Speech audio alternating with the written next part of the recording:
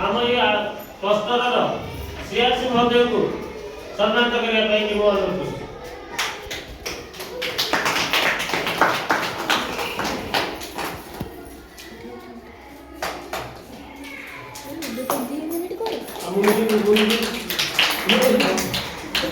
ମୁଁ ଅନୁରୋଧ କରୁଛି ମେରାକୁଣ୍ଡି ରିକ୍ୱେଷ୍ଟର ପ୍ରଧାନ ଶିକ୍ଷକଙ୍କୁ ଫୁଲତୋଡ଼ା ଏବଂ ଉତ୍ତର ଦେଇ ସମ୍ମାନିତ କରିବା ପାଇଁ।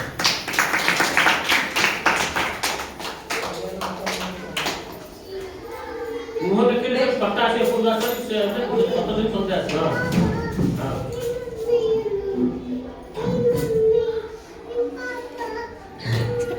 धन्यवाद। मम्मी अब अच्छी वर्तमान लेकिन से मम्मी अब अच्छी ये शिक्षा सभा संबंध रे तो नारी आंदोलन सियासी सभार तात्पर्य कोण के हम भौणी मान भाई मान करे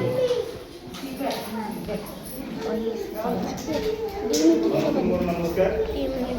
शिक्षा सभा आसिଥିବା ସବୁ ଅଭିଭାବକମାନଙ୍କୁ ମୋର ସ୍ୱାଗତ ଏବଂ ଧନ୍ୟବାଦ ଦେବି ଆମର ଯାହା ଭେନ୍ୟୁକୁ ଆମ ଏବିଓ ବ୍ଲକ ଏବିଓ ତମିଳନାଡୁ ଆସିଛନ୍ତି ସେଥିପାଇଁ ଧନ୍ୟବାଦ ଦେବି। ଆଉ ଧନ୍ୟବାଦ ଦେବି ଏହି ବିଦ୍ୟାଳୟର ମେରାକୁଣ୍ଡି ରିକ୍ୱେଷ୍ଟର ପ୍ରଧାନ ଶିକ୍ଷକ ଏବଂ ସମସ୍ତ ସହ ଶିକ୍ଷକ ଶିକ୍ଷୟିତ୍ରୀମାନଙ୍କୁ ଧନ୍ୟବାଦ ଦେବି। ଯାହା ହଉ ଆମେ ଖୁବ୍ କମ୍ ସମୟ ଭିତରେ ବି ଗୋଟେ ସୁନ୍ଦର ଭାବେ ଆରେଞ୍ଜମେଣ୍ଟ କରିପାରୁଛନ୍ତି ସେଥିପାଇଁ ସମସ୍ତଙ୍କୁ ମୋର ଧନ୍ୟବାଦ। ଶିକ୍ଷା ସଭାର ମୁଖ୍ୟ ଉଦ୍ଦେଶ୍ୟକୁ କହିବି ଆଜି ଆପଣମାନଙ୍କୁ ଡାକିବାର କାରଣ ହେଉଛି ଆମର କିଛି ଦିନ ପୂର୍ବରୁ ସିଟିଏସ୍ ଗୋଟେ ସର୍ଭେ କରିଥିଲେ ଆମ ଟିଚରମାନେ। ସିଟିଏସ୍ ସର୍ଭେ ହେଉଛି ଚାଇଲ୍ଡ ଟ୍ରାକିଂ ସର୍ଭେ, ଯେଉଁଥିରେ କି ଆମର 6ରୁ 14 ଏବଂ 14ରୁ 18 ବର୍ଷର ପିଲାମାନେ ଯେଉଁମାନେ ଡ୍ରପ୍ ଆଉଟ୍ ଅଛନ୍ତି, ଯେଉଁମାନେ କୌଣସି କାରଣରୁ ପାଠ ପଢ଼ି ପାରିନାହାନ୍ତି, ଏମିତି ଆମର ବାହାରିଥିଲେ 22 ଜଣ ବାହାରିଥିଲେ। ସେଥିରୁ ଆମେ 6 ଜଣଙ୍କୁ ଆମେ ମେନଷ୍ଟ୍ରିମ୍ କରିଛୁ। ମେନଷ୍ଟ୍ରିମ୍ ମୁଖ୍ୟ ସ୍ରୋତରେ ଆମେ ଏଇ ବିଦ୍ୟାଳୟମାନଙ୍କରେ ଆଡମିସନ୍ କରିଛୁ। ଏଇ ମେରାକୁଣ୍ଡି ରିକ୍ୱେଷ୍ଟରେ ଜଣେ 2 ଜଣ ଆଡମିସନ୍ କରିଛନ୍ତି, ହାଇସ୍କୁଲରେ ବି 2 ଜଣ ଆଡମିସନ୍ କରିଛନ୍ତି। ଏମିତି କରିକି ଆମେ 6 ଜଣଙ୍କୁ ଆଡମିସନ୍ କରିପାରିଛୁ। ସରକାରଙ୍କର ଗାଇଡଲାଇନ୍ ଅନୁସାରେ ଆମେ ତାକୁ କ'ଣ କରିବା, ଯେଉଁମାନେ ରହିଗଲେ 14ରୁ 18 ସେମାନଙ୍କ ପାଇଁ ସରକାର କ'ଣ ସୁବିଧା କରିଛନ୍ତି, SIOS ଆଉ NIOS school institute of open schooling ଏବଂ national institute of open schooling ତାଙ୍କ ପାଇଁ ସରକାର କ'ଣ କରୁଛନ୍ତି, ଫ୍ରିରେ ପାଠପଢ଼ା କରୁଛନ୍ତି। ତ ସେଥିପାଇଁ ଆପଣଙ୍କ ନଜରରେ ଦେଖିବେ ଯଦି କୌଣସି ପିଲା ରହିଯାଇଛନ୍ତି ମନେକର ସକାଳୁ ହେଇକି ଆପଣଙ୍କୁ ଡାକିବାର କାରଣ ହେଉଛି କାହିଁକିନା ଆପଣଙ୍କ ଘର ପାଖାପାଖି ଯଦି ଆପଣ ଦେଖିଲେ ମନେକର କୌଣସି ପିଲା ମାନେ ଶିକ୍ଷାରୁ ସରକାରଙ୍କର କଥା ହେଉଛି କୌଣସି ଶିକ୍ଷାରୁ ବଞ୍ଚିବେ ନାହିଁ, ପିଲାମାନେ କୌଣସି ଶିକ୍ଷାରୁ ବଞ୍ଚିବେ ନାହିଁ, ସମସ୍ତେ ଶିକ୍ଷା ପାଇବେ।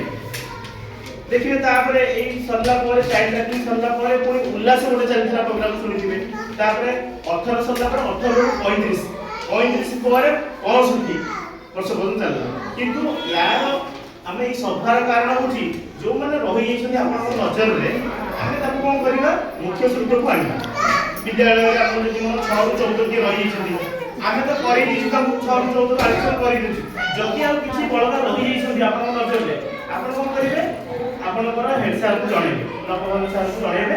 ସାର୍ ଜଣାଇଲେ ମୋତେ ଜଣାଇଦେବେ, ମୁଁ ଅଫିସରେ ଜଣାଇବି, ସେମାନଙ୍କୁ ଫ୍ରିରେ ଆଡମିସନ୍ କରାଯାଇପାରିବ।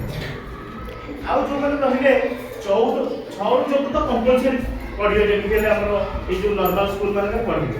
ଆଉ ଯେଉଁମାନେ ରହିଲେ 14ରୁ 18 ସେମାନଙ୍କୁ ଆମେ କ'ଣ କରିବା, SIOS ଅଛି ଆମର PNE school state institute of open schooling, ତାକୁ ଆମେ ଫର୍ମ ଆଣିବା। ଗୋଟିଏ ପିଲା ବୋଧେ ଥିଲା ସାର୍ ଟାଙ୍ଗି ସାହିର ଆମର ଯେଉଁ ରୁଟ୍ ସାର୍ କରିବେ କ୍ଲାସ୍ 4 ପରେ ପାଠ ପଢ଼ି ପାରିନାହାନ୍ତି କି 5 ପରେ ପଢ଼ି ପାରିନାହାନ୍ତି, ସେମାନଙ୍କର ପଢ଼ିବାକୁ ଇଚ୍ଛା ଥିବ, ତାକୁ ଆମେ କ'ଣ କରିବା, ଆଡମିସନ୍ କରାଇପାରିବା। ଫ୍ରିରେ ସରକାର କହୁଛନ୍ତି ଆଡମିସନ୍ କରିବା। ଆଉ ଆଡମିସନ୍ କରିସାରିଲା ପରେ ମନେକର ସିଏ ବି କହୁଛନ୍ତି ଯଦି 10 ପିଲା ପାସ୍ ହେଇଗଲା ସେମାନେ ଯଦି ମନେକର ଚାହିଁବେ କୌଣସି ଗୋଟେ ଲୋନ୍ କରିବା ପାଇଁ ସୁବିଧାରେ ଲୋନ୍ ମିଳିପାରିବ। ଏବେ ଦେଖିବେ ଯଦି ଲୋନ୍ ମିଳିବାକୁ ସେମାନେ ଥିବେ ତାକୁ ଲୋନ୍ ଦେବେ।